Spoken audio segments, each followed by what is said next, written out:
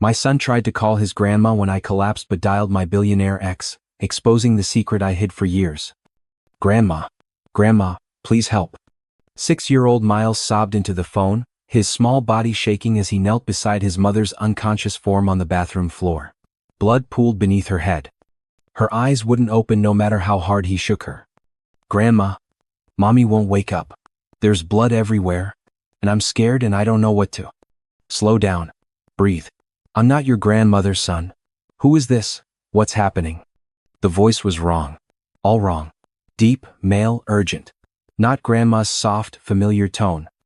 Miles's breath caught in his throat. He pulled the phone away from his ear, stared at the screen through tears. The contact name glowed back at him.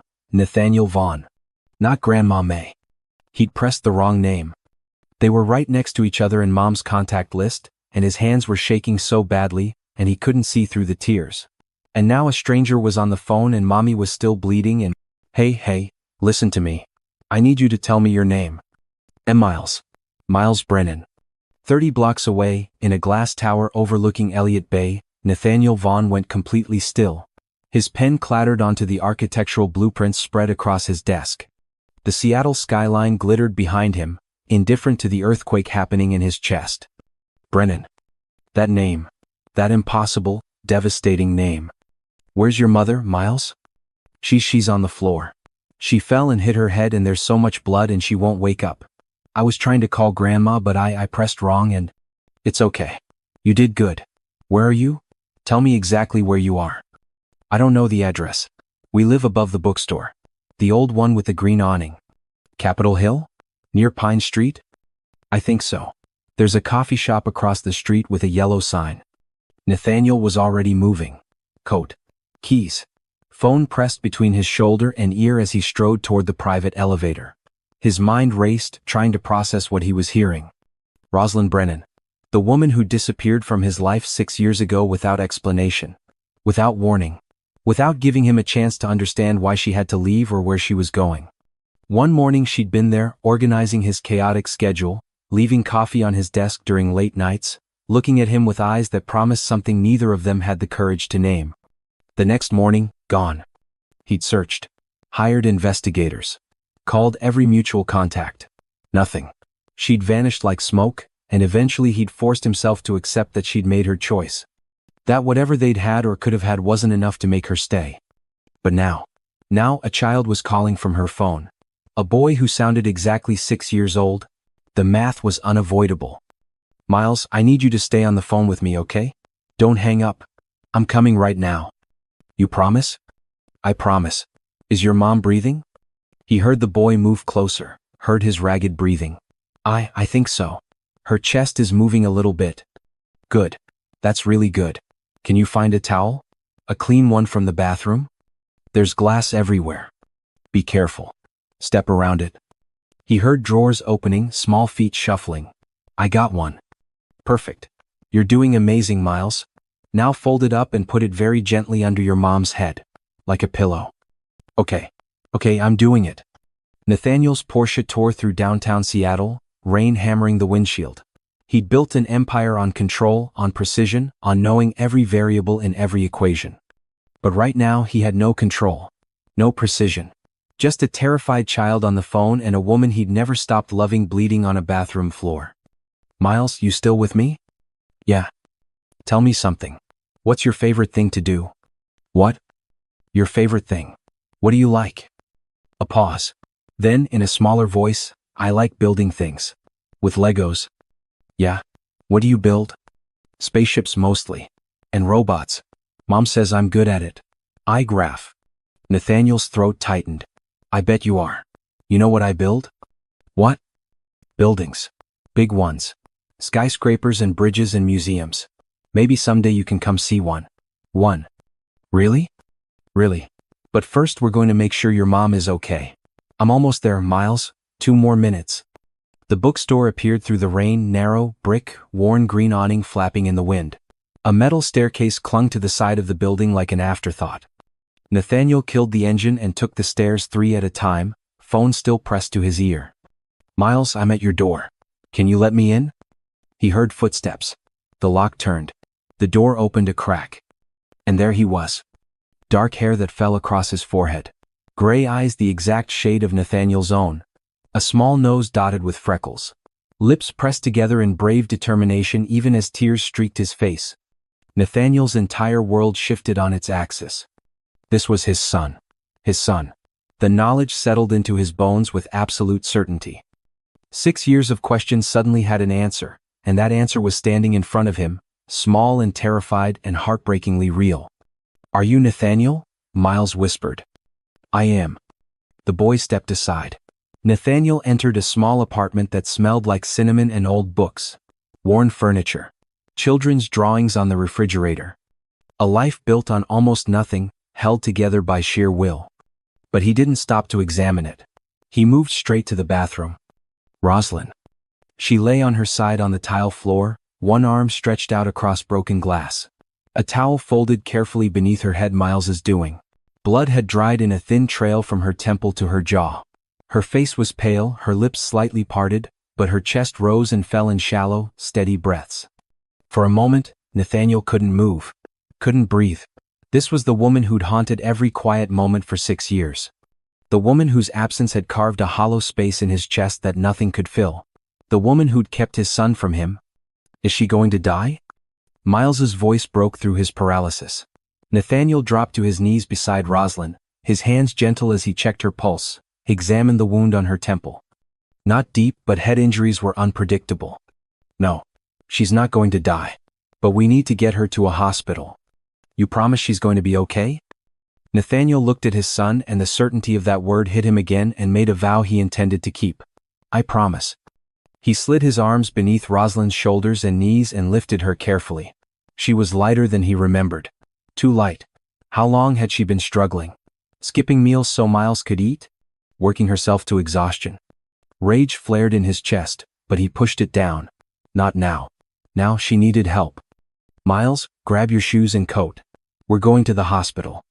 Before we continue, let me introduce myself. Welcome to Mr. Ashbourne Golden Narrative. I'm Mr.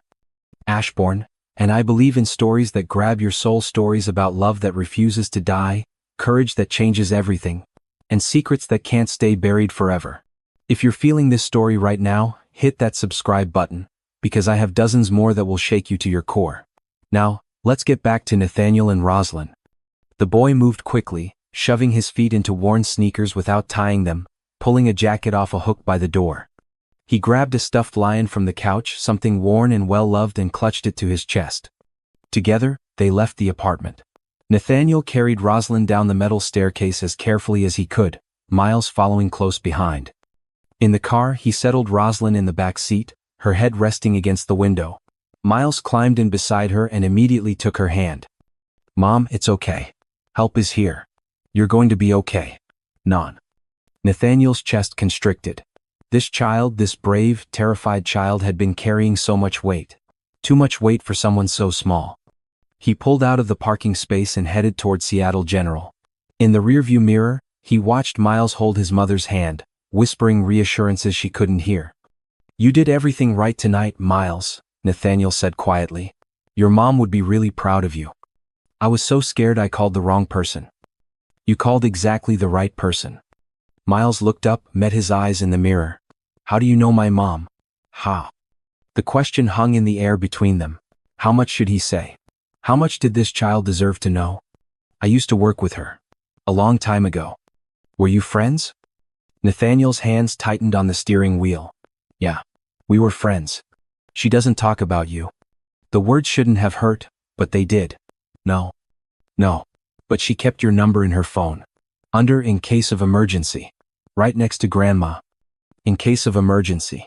After 6 years of silence, of disappearing without a trace, she'd kept his number. Kept it where it mattered. Where it could save her if something went wrong. What did that mean? Had she been planning to tell him? Had she been afraid?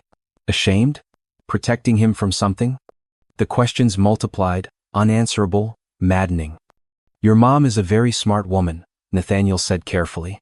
"She knew what she was doing." They arrived at Seattle General in 12 minutes. Nathaniel carried Rosalind through the emergency room doors, Miles running beside him. Within seconds, medical staff swarmed. Female, early 30s, head trauma, unconscious approximately 30 minutes. They transferred Rosalind onto a gurney, wheeled her toward the trauma bay. Nathaniel tried to follow, but a nurse stopped him. "Sir, you'll have to wait here. Are you family?" The question froze him. Was he? He had no legal right to her, no claim except the one written in the face of the boy beside him. He's with us," Miles said suddenly, grabbing Nathaniel's hand. "Please don't make him leave." The nurse's expression softened. She glanced at their joined hands, then at Nathaniel's face. Whatever she saw there made her nod. "Okay. But you'll need to stay in the waiting room for now. The doctor will update you as soon as possible." They disappeared behind swinging doors, taking Rosalind with them. Nathaniel stood frozen in the hallway, Miles's small hand still gripping his. "She's going to be okay," Miles whispered. "You promised." "She is. I don't break promises." The waiting room was sterile and cold. They sat in plastic chairs beneath fluorescent lights. Miles kept his stuffed lion on his lap, his leg bouncing nervously. Nathaniel wanted to say something, to offer comfort, but what could he possibly say? "I'm your father. Your mother kept you from me. I didn't know you existed until tonight." None of it felt right. None of it felt fair. "Are you hungry?" he asked instead. Miles shook his head. "When's the last time you ate?" "Dinner. Mom made spaghetti." "That sounds good." "It was from a box. The cheap kind. But Mom makes it taste good." "From a box. Cheap." Living above a bookstore in a threadbare apartment. While Nathaniel lived in a penthouse overlooking the Sound, while he drove cars worth more than most people's houses. His jaw clenched. She'd been struggling. Really struggling. And she'd never called. Never asked for help. Never gave him the chance to step up. "Why?" "Miles, can I ask you something?" The boy looked up at him. "Okay. Your mom, does she ever talk about your dad?" Miles's face went carefully blank. "Sometimes." "What does she say?" "That he was a good man. That he didn't know about me because things were complicated. That it wasn't his fault." Nathaniel's throat closed. Not his fault. But whose fault was it, then? What had happened 6 years ago that made Rosalind feel she had no choice but to disappear? "Do you ever wonder about him?" he asked quietly. Miles was silent for a long moment. Then, "All the time." "What do you wonder?" "If he would like me. If I'm like him. If he thinks about me, even though he doesn't know I exist." Each word was a knife to the chest. Nathaniel looked at this boy, his son, and saw a lifetime of questions. Of longing, of gaps that should never have existed. "I think," Nathaniel said carefully, "that if your dad knew about you, there's nothing in the world that could keep him away." Miles looked at him, really looked at him, with those gray eyes that mirrored his own. "You think?" "I know." Something shifted in the air between them. An understanding too fragile to name. They sat in silence until a doctor appeared, clipboard in hand.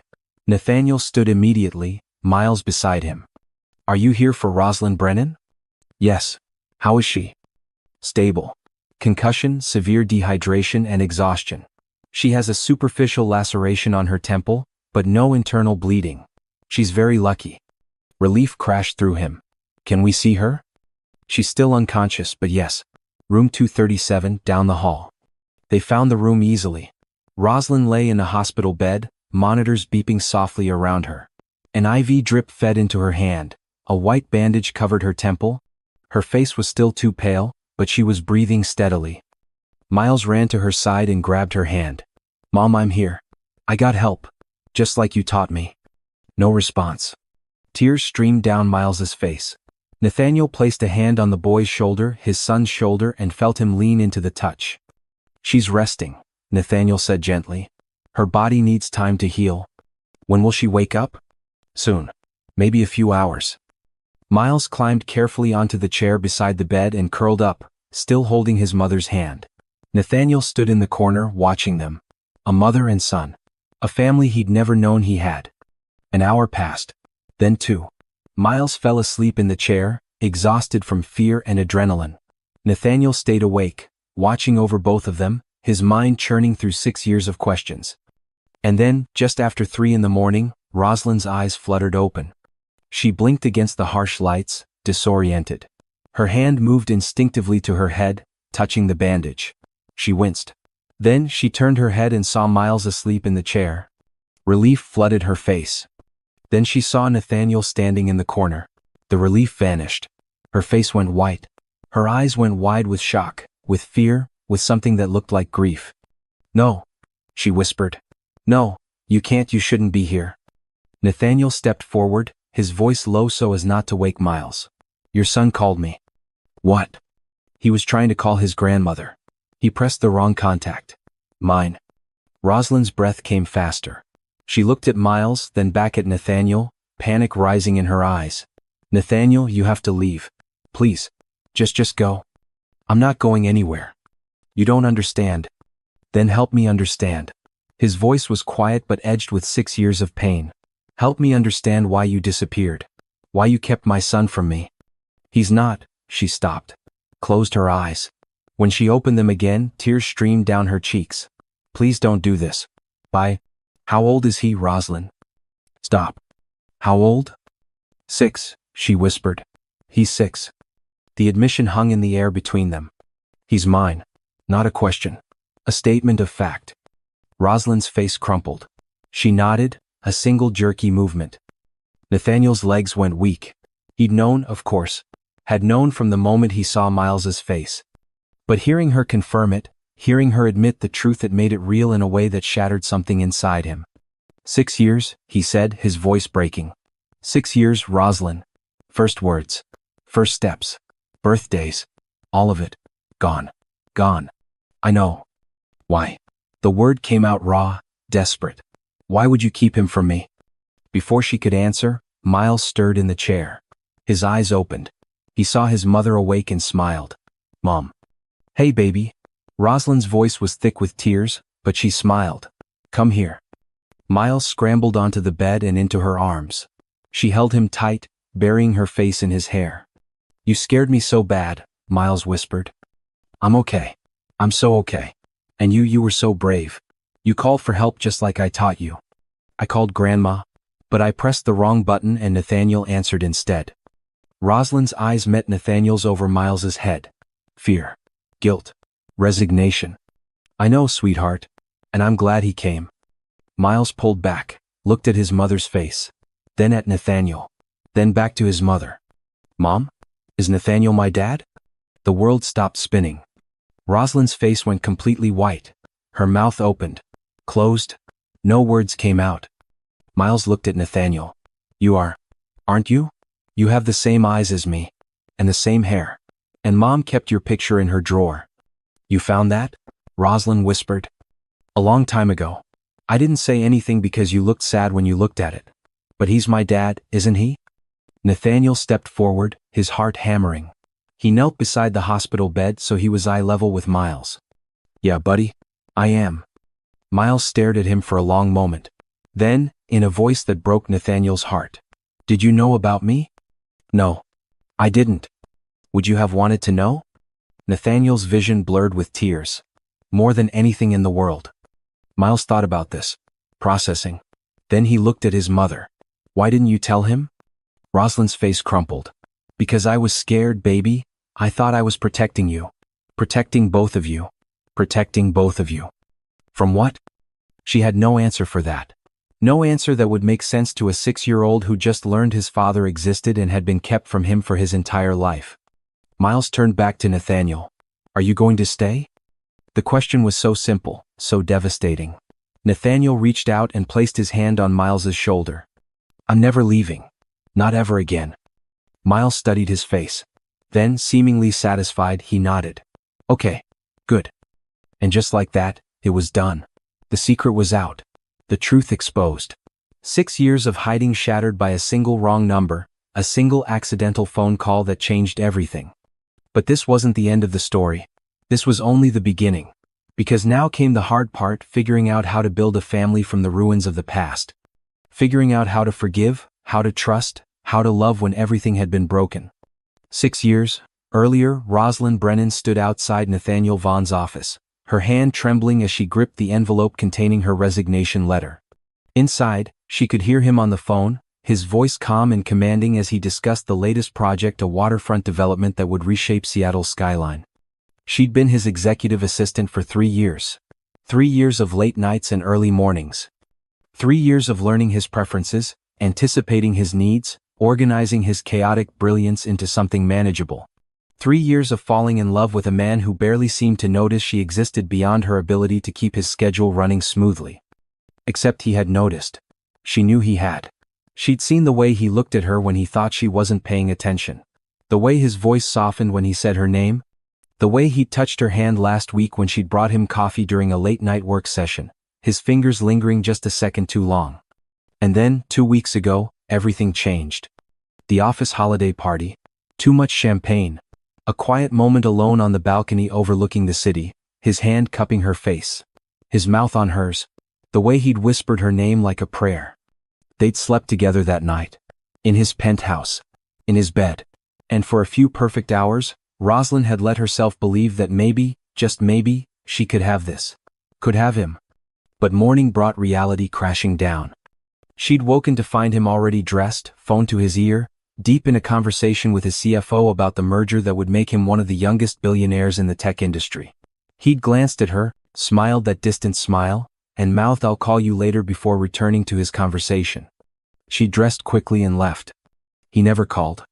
And then, a week after that night, she'd taken the pregnancy test. Watched the 2 pink lines appear. Felt her entire world shift on its axis. She couldn't tell him. She couldn't be the obligation that derailed his future. Couldn't be the scandal that followed him through boardrooms and galas. Couldn't watch him choose his empire over her over them, because that's what men like Nathaniel Vaughn did. They built kingdoms. They didn't raise children with their assistants. So she made the hardest choice of her life. She disappeared. Now, 6 years later, standing in a hospital room with that choice staring her in the face, Rosalind finally understood that some secrets are too big to keep. That some truths demand to be known. And that running only works until someone finds you. "Rosalind," Nathaniel said quietly, "we need to talk. ID." Miles had fallen asleep against his mother, exhausted. A nurse had come in, checked vitals, and suggested they let him rest. Nathaniel had carefully lifted his son, and carried him to a small couch in the corner of the room, covering him with a blanket. Now he stood at the foot of Rosalind's hospital bed, arms crossed, jaw tight. "I know," she whispered. "Tell me why. Tell me the real reason you left." She looked at him, really looked at him for the first time in 6 years. He was older now. Lines around his eyes that hadn't been there before. Silver threading through his dark hair at the temples. But he was still heartbreakingly handsome, still utterly out of her league. "I overheard a conversation," she said finally. The morning after that night. You were on the phone with your CFO. Discussing the merger. Okay? He said something about how important it was that nothing distract you. That investors were nervous about your personal life. That any hint of a relationship with a subordinate could tank the whole deal. Nathaniel's face darkened. "And you believed that? You believed I'd choose a business deal over you? Not just over me. Over us. Over the baby I was carrying. I couldn't be the reason you lost everything you'd worked for. So you made that choice for me?" "Yes." Without giving me a voice. Without giving me a chance. Tears spilled down her cheeks. "I was 26 years old and terrified. I was your assistant, Nathaniel. An employee. What was I supposed to think when you didn't call the next day? When you barely looked at me for a week afterward?" He flinched. "I was trying to figure out what to say. How to tell you that night wasn't a mistake. That I wanted more. Well, you took too long. So you punished me for 6 years?" "I wasn't punishing you."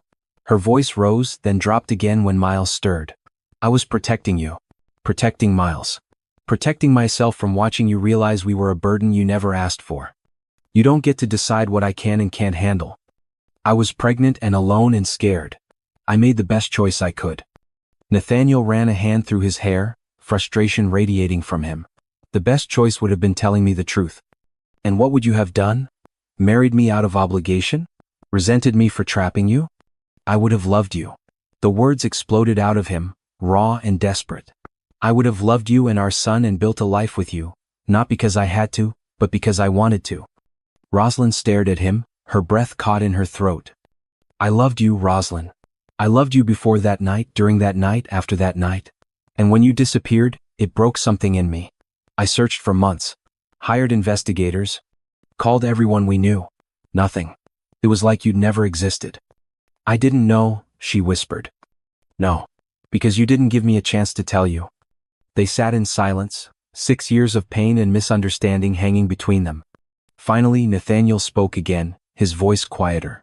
What happens now? I don't know. I'm not walking away from Miles. I'm not asking you to. And I'm not walking away from you. Her eyes snapped to his. Nathaniel, I spent 6 years trying to forget you. It didn't work. And now I find out we have a son together? That changes everything. We can't just. She struggled for words. I'm not saying we pick up where we left off. I'm saying we figure this out. Together, 4 Miles. Rosalind looked at her son, sleeping peacefully on the couch. So small, so innocent. Caught in the middle of choices neither of his parents had handled well. Okay, she whispered. 4 Miles. But even as she said it, she knew it wasn't just for Miles, it was for all of them. For the family they could have been 6 years ago. For the second chance they were being given now. Even if she had no idea how to make it work. 3 days later, Rosalind was discharged from the hospital with strict instructions to rest. Severe dehydration and exhaustion, the doctor had said. She needed to take better care of herself. Easier said than done when you were a single mother living paycheck to paycheck. Nathaniel had insisted on driving them home. She tried to argue, but Miles had looked at her with those pleading eyes and said, Please, Mom? I like him. How could she say no to that? Now they stood in her tiny apartment, Nathaniel's presence making the already small space feel even smaller. He looked around, taking in the worn furniture, the leaking faucet she'd been meaning to fix, the crack in the window covered with duct tape. His jaw tightened. How long have you been living like this? Like what? Struggling, barely making ends meet. We're fine. You collapsed from exhaustion and dehydration, Rosalind. That's not fine. We manage. You shouldn't have to just manage. She turned to face him, exhaustion and pride warring in her chest. What do you want me to say? That you were right? That I should have told you? Fine. You were right. But I can't change the past, Nathaniel. I can only do the best I can with what I have. He stepped closer, his voice softening. Let me help. I don't need your charity. It's not charity. He's my son. He stopped, seemed to struggle with the words. You're the mother of my child. Let me help. Before she could answer, Miles appeared from his bedroom, carrying his bin of Legos. Dad, want to build something with me? Dad. The word hit both of them like a freight train. Miles had started using it naturally, like it had always been there, just waiting to be spoken. Rosalind's throat tightened. Nathaniel's face softened immediately. Yeah, buddy. I'd love to. They sat on the floor together, Miles chattering away about his latest creation while Nathaniel listened with complete attention. Rosalind watched from the kitchen, her heart breaking and mending all at once. This was what she'd deprived them of. 6 years of moments like this. 6 years of Miles having a father, 6 years of Nathaniel knowing his son. The guilt was crushing. Later, after Miles had gone to bed, Nathaniel lingered by the door. I meant what I said. About helping. Nathaniel. At least let me fix things around here. The faucet. The window. The door that doesn't close properly. You're a billionaire architect. I don't think home repairs are in your wheelhouse. I know how to use a screwdriver. A small smile tugged at his lips. And if I don't, I'll figure it out. For Miles. 4. Always for Miles. Never for her. She shouldn't have been disappointed, but she was. Fine. You can fix things. He nodded, turned to leave, then stopped. Rosalind? Thank you. For tonight. For letting me be here. He's your son. You have every right. Still, thank you. After he left, Rosalind leaned against the door and let herself cry. For the past she couldn't change. For the future she didn't know how to navigate. For the man she'd loved and lost and was now being forced to face every day. This was going to be harder than she'd thought. 2 weeks later, Nathaniel had become a fixture in their lives. He came by every evening after work, brought dinner, spent time with Miles. Fixed things around the apartment. The faucet no longer leaked. The window was replaced. The door closed properly for the first time in 3 years. He was careful, respectful, never overstepping. But his presence changed everything. The apartment felt different. Miles was happier. Rosalind was. She didn't know what she was. Confused. Grateful. Terrified. Still in love with him, though she'd never admit it. One evening, after Miles had gone to bed, she found Nathaniel in the living room, looking at the photos on the wall. Pictures of Miles at various ages. Birthday parties. First day of school. Halloween costumes. "I missed all of it," he said quietly. "I know. These should have been our photos. Our memories. Together. I know." He turned to face her. "Do you? Do you really understand what you took from me?" "Every single day," she whispered. "I think about it every single day." "Then why, Rosalind? If you knew what it would cost, why keep him from me?" "Because I was afraid." The words burst out of her. "Afraid you'd take him from me. Afraid you'd reject him. Afraid you'd resent me for ruining your perfect life. So I made a choice. Maybe it was wrong, but it was the only one I could live with." Nathaniel's eyes burned into hers. "You didn't trust me. I didn't trust myself to believe I deserved you." The confession hung between them, raw and vulnerable. Nathaniel stepped closer, close enough that she could smell his cologne, feel the heat radiating from him. "You were never beneath me, Rosalind. Never. You were building an empire. I was filing your paperwork. You were the only person who saw me. Not the company, not the money me." Her breath hitched. "Nathaniel. That night we were together? I'd been trying to find the courage to tell you how I felt for months. And when it finally happened, when I finally had you in my arms, I thought," his voice broke. "I thought maybe I could have everything. The business and you. But then morning came and I panicked. I didn't know how to be both. The CEO and the man who loved you. So I froze. And I lost you anyway."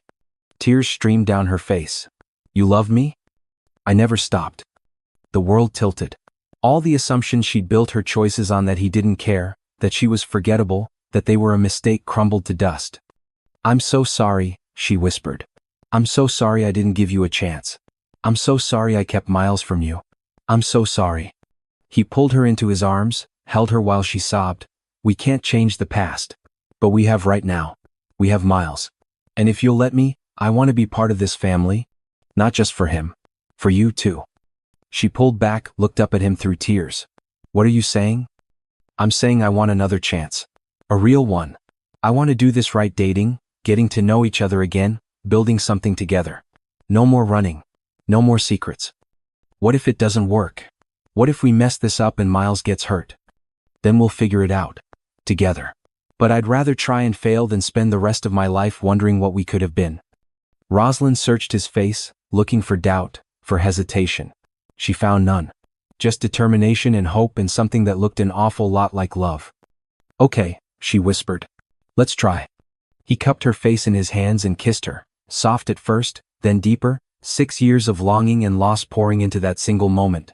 When they finally broke apart, they were both breathless. "I'm going to mess this up sometimes," she said. "I'm going to be scared and push you away. And I'm going to be stubborn and overprotective and probably try to fix things you don't need fixed." She laughed through her tears. "We're a disaster. We're a family." But the outside world wasn't going to make things easy. 3 days later, Rosalind's phone exploded with notifications. She was at work, freelance graphic design from a coffee shop, because the apartment's internet was unreliable when the first message came through. From her old college roommate, "Girl. Check the news." Her stomach dropped. She opened her browser and searched Nathaniel's name. The headlines hit her like a physical blow. Seattle billionaire Nathaniel Vaughn. Spotted with mystery woman and child. VAGUHN's secret family. Sources say CEO has been hiding love child for years. Who is Rosalind Brennan? Everything we know about Vaughn's baby mama. Below the headlines were photos. Grainy, taken from a distance but unmistakable. Nathaniel carrying her from her apartment.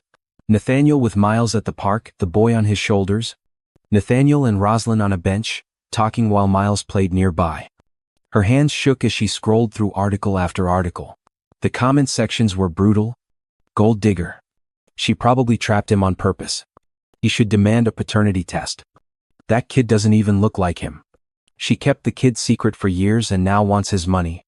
The coffee shop suddenly felt too small, too exposed. Rosalind grabbed her laptop and fled, her vision blurring with tears. She made it to her car before the panic attack hit, chest tight, lungs refusing to work, the world spinning. This was exactly what she'd been afraid of. The scrutiny. The judgment. The cruel assumptions about who she was and what she wanted. Her phone rang. Nathaniel. She almost didn't answer. But she knew he'd seen the articles too. Knew he was probably dealing with his own firestorm. Are you okay? His voice was tight with concern. No. She could barely get the word out. Where are you? In my car. Outside the coffee shop on Broadway. And Van. Stay there. I'm coming. Nathaniel, you don't have to. I'm coming. Lock your doors. He arrived in 10 minutes, his Mercedes pulling up beside her beat-up Honda. He climbed into her passenger seat, took one look at her tear-stained face, and pulled her into his arms. I'm sorry, he said. I'm so sorry. I should have known this would happen. They think I'm using you. They think Miles isn't even yours. They're wrong. It doesn't matter. This is what people will believe. This is what Miles will hear when he's older. That his mother is a... She couldn't finish. Hey. Look at me. He cupped her face. I don't care what strangers think. Miles doesn't care. And once this blows over, it's not going to blow over. This is your life now. Cameras following you. People dissecting every choice. And I brought that into your world. You didn't bring anything. They found us. That's different. Maybe this was a mistake. Maybe we should. Don't. His voice was fierce. Don't you dare say we should stop. Don't let them win. I'm not strong enough for this. Yes, you are. And you're not doing it alone. She wanted to believe him, wanted to be brave enough to face the storm. But the fear was overwhelming. What if Miles sees these articles? What if kids at school start saying things? Then we'll deal with it. Together. You keep saying that like it's simple. It is simple. I love you. I love our son. Everything else is just noise. She stared at him. You love me? Yes.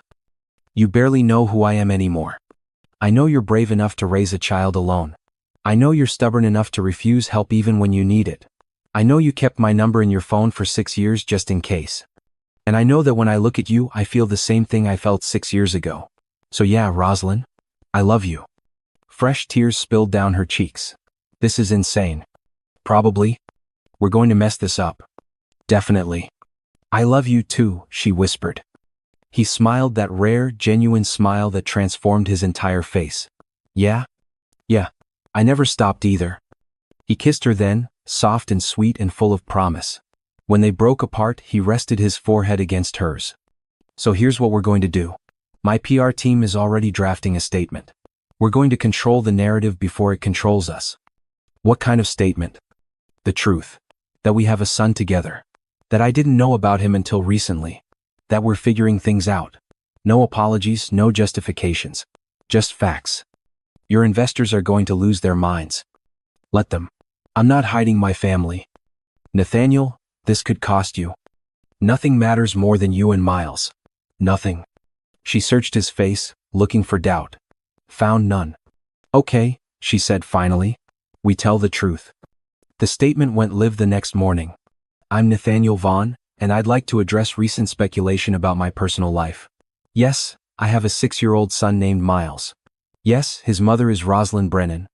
No, I did not know about Miles until recently. That's a private matter between Rosalind and me, and we're handling it with respect and care for our son's well-being. We're building a relationship as a family, and we ask for privacy as we navigate this journey.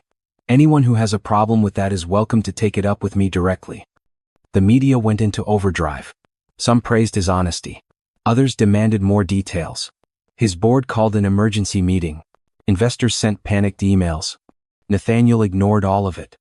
Instead, he showed up at Rosalind's apartment that evening with Chinese takeout and a plan. Move in with me. Rosalind nearly dropped her chopsticks. What? You and Miles. Move into my place. Nathaniel, we've been together for like 2 weeks. We've known each other for 9 years. We have a 6-year-old son. I think we're past worrying about moving too fast. Miles looked up from his fried rice, eyes wide. We'd live with Dad? In his big house? I wouldn't call it a house. It's more of a... It's huge, Miles interrupted, grinning. I saw pictures online. It has a pool. Rosalind shot Nathaniel a look. You showed him pictures? He asked. We can't just uproot our lives. Why not? You're barely making rent here. The apartment has mold in the bathroom. The heater doesn't work properly. Miles deserves better. So this is about charity again? No. It's about family. It's about me wanting to wake up with you and Miles under the same roof. It's about building something together instead of you struggling over here while I live alone in a penthouse I barely use. What if it doesn't work? What if we drive each other crazy and break up and Miles is caught in the middle? Then we'll figure it out. But I'd rather try and fail than watch you keep struggling because you're too proud to accept help. She wanted to argue. Wanted to insist she could handle things on her own. But the truth was, she was exhausted. Exhausted from working 3 freelance jobs. Exhausted from choosing between groceries and rent. Exhausted from carrying everything alone. And maybe, just maybe, it was okay to accept help. To let someone share the burden. If we do this, she said slowly, we set ground rules. We don't rush into anything. We keep Miles's routine stable. And if it's not working, we reassess. Deal. Miles bounced in his seat. So we're moving? Really?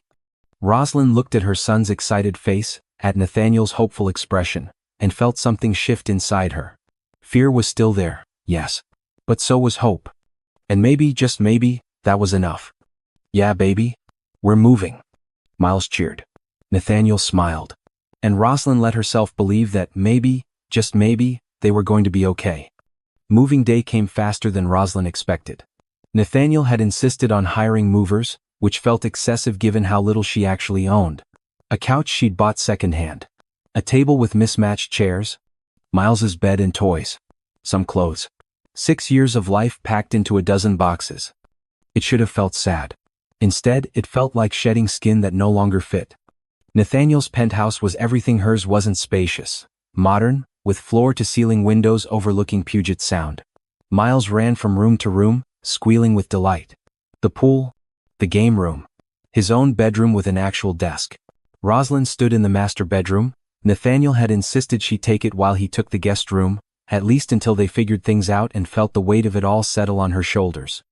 This was real. They were really doing this. You okay? Nathaniel appeared in the doorway. Just processing. Second thoughts? Third and fourth thoughts. But that's normal, right? He stepped closer. Probably. For what it's worth, I'm terrified too. You? The man who negotiates billion-dollar deals for breakfast. Those I know how to handle. This? He gestured between them. I'm making it up as I go. The honesty disarmed her. At least we're both winging it. Look at us. Co-parenting already. She laughed despite herself. From down the hall, they heard Miles's voice. Dad. Come see my room. I want to show you where all my Legos are going. Nathaniel's face softened. I'll never get tired of hearing him call me that. He's wanted a dad his whole life. Just never thought he'd get one. He always had one. Just took us a while to find each other. He left to help Miles arrange his Legos. Rosalind sat on the edge of the bed, a bed that cost more than her car, and let herself feel it. The relief. The fear. The fragile hope that maybe, just maybe, they could make this work. That night, after Miles was asleep, she found Nathaniel on the balcony, staring out at the city lights. Can't sleep? She asked. Too much adrenaline. You? Same. They stood in comfortable silence for a moment. Then Nathaniel spoke. I talked to my lawyer today. Rosalind's stomach dropped. About what? About establishing paternity, officially. Setting up a trust fund for Miles. Making sure he's protected legally and financially. Nathaniel, I don't want your money. It's not for you. It's for him. If something happens to me, I want to make sure he's taken care of. And I want to be on his birth certificate. I want it official. The implications of that hit her. Official meant permanent. Official meant commitment. Official meant Nathaniel wasn't just playing house, he was in this for real. Okay, she whispered. Yeah. Yeah. You're his father. You should be on his birth certificate. He turned to face her, took her hand. Thank you. For letting me in. I know it hasn't been easy. I know it hasn't been easy. You make it sound like a choice. Miles called you by accident. You kind of forced your way in. True. But you could have shut me out after that. Could have made this a custody battle. Instead, you're here. That takes courage. That. Or stupidity. Jury's still out. He smiled, pulled her closer. For the record, I'm glad Miles dialed the wrong number. Yeah. Best wrong number of my life. She leaned into him, let herself be held. And for the first time in 6 years, she felt something that had been missing for so long. Safe. The first few weeks in the penthouse were an adjustment. Miles thrived: new school, new friends, a father who showed up to every event. Rosalind struggled more. She wasn't used to space, to silence, to someone else making dinner and doing laundry and insisting she take breaks. But slowly they found their rhythm. Mornings, Nathaniel made breakfast while Rosalind got Miles ready for school. They'd eat together, Nathaniel asking about Miles's upcoming day, Rosalind reminding him about homework. A family routine that felt both foreign and right. Evenings, homework at the kitchen table. Nathaniel helping with math while Rosalind worked on her graphic design projects. Dinner together. Bath time. Bedtime stories that both parents now shared.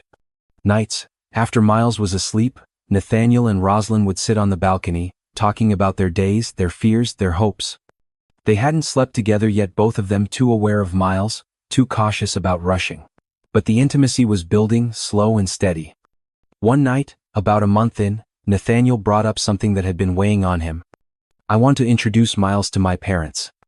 Rosalind's wine glass paused halfway to her lips. "Your parents? They know about him now. They're upset I didn't tell them sooner, but they want to meet him. Meet you. I'm sure they love me. The woman who kept their grandson secret for 6 years. They're not judging you. They just want to be part of his life. What if they hate me? They won't. What if Miles doesn't like them? He will. My mom makes the best chocolate chip cookies on the planet, and my dad knows everything about space. Miles is going to love them." The meeting was scheduled for the following Sunday. Rosalind stressed for days, changed outfits 6 times, nearly canceled twice. But when Nathaniel's parents arrived, Helen and Richard Vaughn, elegant and warm, they surprised her. Helen hugged her first. "Thank you for taking such good care of our grandson. Not how dare you keep him from us. Not what were you thinking. Just, thank you." Rosalind nearly cried on the spot. Richard crouched down to Miles's level. "So you're the famous Miles I've been hearing about. Your dad tells me you like building things." Miles nodded shyly. "Well, I brought something for you." Richard pulled out a vintage Lego set, a space shuttle. "This was your dad's when he was your age. Thought maybe you'd like to build it together." Miles's face lit up. "Really? This was Dad's?" "Really." And just like that, the ice was broken. The afternoon passed in a blur of Legos and cookies and stories about Nathaniel's childhood that made Miles laugh and made Nathaniel groan. Rosalind watched from the kitchen, helping Helen with coffee, and felt something loosen in her chest. "You love him," Helen said quietly. Rosalind startled. "What?" "My son. You love him. I can see it in the way you look at him." There was no point denying it. "I never stopped. And he loves you. Always has. Even when he wouldn't admit it. I kept Miles from him. How can you not hate me for that?" Helen set down her coffee cup and turned to face Rosalind fully. "Because I was 26 once. Because I know what it's like to be terrified and alone and convinced you're making the best choice even when it's breaking your heart. Because my son can be infuriatingly obtuse about his feelings, and I'm guessing you didn't get much clarity from him 6 years ago." He said. He froze. "That he didn't know how to be both the CEO and the man who loved me." That sounds like Nathaniel. He's brilliant with buildings, terrible with emotions. But he's learning. And you're both here now. That's what matters. That's what matters. Rosalind wiped her eyes. "Thank you. For not hating me.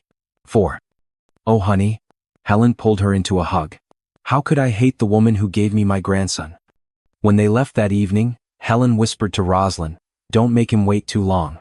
That boy has been in love with you for years. Put him out of his misery." Rosalind laughed, but the words stayed with her. That night, after Miles was asleep, she found Nathaniel in his office, working on designs for a new project. "Your mom likes me," she said from the doorway. He looked up, smiled. "Told you. She also told me not to make you wait too long." "Did she now?" Rosalind stepped into the office, closed the door behind her. "Nathaniel?" "Yeah. I don't want to wait anymore." His breath caught. "Rosalind, I love you. I'm terrified and I'm still figuring things out and I'm probably going to panic and try to run at least twice. But I love you. And I don't want to keep pretending I'm not in love with you." He stood, crossed the room in 3 strides, and cupped her face in his hands. "Say it again." "I love you." "Again." "I love you, Nathaniel Vaughn. I loved you 6 years ago, I loved you through every day of those 6 years, and I love you now." He kissed her then, deep and consuming and full of 6 years of longing. She melted into him, her hands fisting in his shirt, her heart hammering against her ribs. When they finally broke apart, both breathless, he rested his forehead against hers. "Move into my room," he whispered. "What?" "I don't want you down the hall anymore. I want to wake up next to you. I want to fall asleep holding you. Move into my room." "What about Miles?" "We tell him we're together. Really together. That we're a family. Dot is our. He's 6. Is he ready for that? He asked me last week when I was going to marry you." Rosalind pulled back. "What?" "He said, 'Dad, when are you going to marry Mom?' Because in all the movies, the dad marries the mom and they live happily ever after." "What did you tell him?" "I told him I was working on it." Her heart stopped. "Nathaniel." "Not yet," he said quickly. "I'm not proposing. Not tonight. But someday, Rosalind. Someday soon. Because I want all of it. The marriage, the happily ever after. The whole thing. With you." Tears spilled down her cheeks. "You're crazy." "About you?" "Absolutely." She laughed through her tears, and he kissed her again, and somewhere in the back of her mind, she thought, this is real. This is actually happening. And for the first time in 6 years, she wasn't afraid. 6 months. Later, Miles's 7th birthday party was held at Nathaniel's family estate, a sprawling property with gardens and a lake and enough room for 30 kids to run wild. Rosalind had wanted something smaller, but Nathaniel and his parents had insisted. First birthday as a real family, Helen had said. It should be special. So they'd gone all out. Bounce house. Face painting. A magician. Enough cake to feed a small army. Miles was in heaven. Rosalind stood on the patio, watching her son play with his friends, Nathaniel beside her. "He's happy," she said softly. "He is. You did that. You raised an incredible kid." "We're raising him." Present tense. Nathaniel took her hand, laced their fingers together. "Yeah, we are. Can I tell you something?" "Always." "I'm glad he called the wrong number." Nathaniel smiled. "Yeah?" "Yeah. I spent 6 years running from the scariest thing in my life. Turns out, it was the best thing that ever happened to me." "Me, or Miles?" "Both. This, all of it." He pulled her close, kissed her temple. "I love you. I love you too." From across the yard, Miles spotted them and ran over, chocolate cake smeared across his face. "Mom, Dad, come play tag with us." Rosalind laughed. "We're coming." As they ran to join their son, Rosalind felt something she'd been chasing for years finally settle into place. Belonging. This was her family. Messy and complicated and built on mistakes and second chances. But hers. And she wouldn't trade it for anything. Sometimes the wrong number is exactly the right one. Sometimes the secrets we keep to protect ourselves end up being the walls that keep love out. And sometimes, just sometimes, a terrified 6-year-old pressing the wrong contact changes everything. This is a story about courage, the courage to love when you're terrified, to trust when you've been hurt, to build a family when all the odds are stacked against you. Nathaniel and Rosalind's story reminds us that second chances are real. That love doesn't have to be perfect to be true. That family isn't just about biology, it's about showing up, day after day, even when it's hard. If this story touched your heart, if it reminded you that it's never too late for a second chance, share it with someone who needs to hear it. Someone who's afraid to hope. Someone who thinks they've missed their moment. Because somewhere out there, someone is one wrong number away from finding their way home. Thank you for listening. I will see you in the next one.